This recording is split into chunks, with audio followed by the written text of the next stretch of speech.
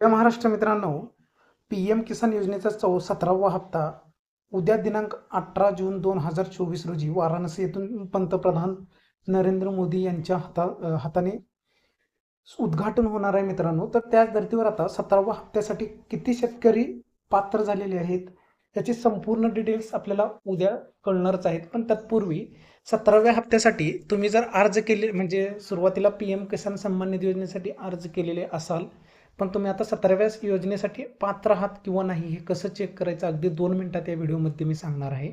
तर सर्वप्रथम तुम्हाला PFMS.nic.in ही या वेबसाईटवरती यायचं गव्हर्नमेंटच्या.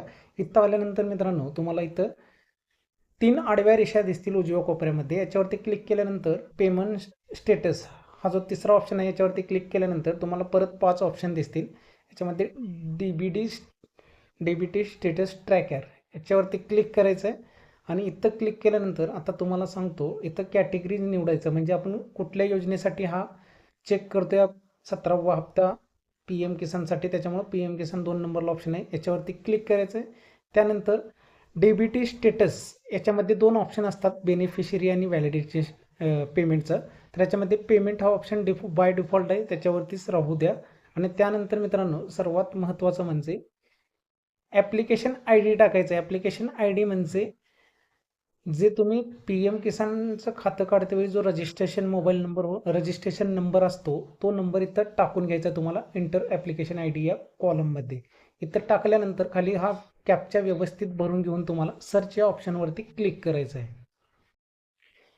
सर्च ऑप्शनवरती क्लिक केल्यानंतर तुमच्या समोर तुमच्या अकाउंट संबंधी आता डिटेल्स येणार आहे मित्रांनो. याच्यामध्ये तुम्हाला ॲप्लिकेशन आय डी दिसेल, तुमचं नाव दिसेल, त्यासोबतच तुम्हाला सर्वात महत्त्वाचं म्हणजे खाली येऊन सर्वात शेवटच्या ऑप्शनमध्ये तुम्हाला दिसत असेल फाईल स्टेटस.